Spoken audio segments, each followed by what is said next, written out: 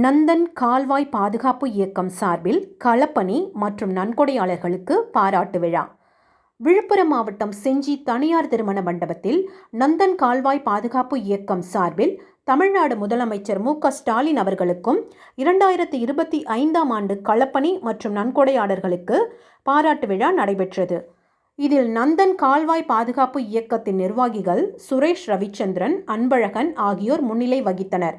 நிகழ்ச்சியில் புதுச்சேரி மாநில சபாநாயகர் ஏம்பலம் செல்வம், முன்னாள் அமைச்சர் செஞ்சி மஸ்தான் எம்எல்ஏ, விழுப்புரம் மாவட்ட ஆட்சியர் ஷேக் அப்துல் ரஹ்மான் ஆகியோர் சிறப்பு விருந்தினர்களாக கலந்து கொண்டு நந்தன் கால்வாய் களப்பணி மற்றும் நன்கொடையாளர்களுக்கு கேடயம் வழங்கி பாராட்டு தெரிவித்து சிறப்புரையாற்றினர்.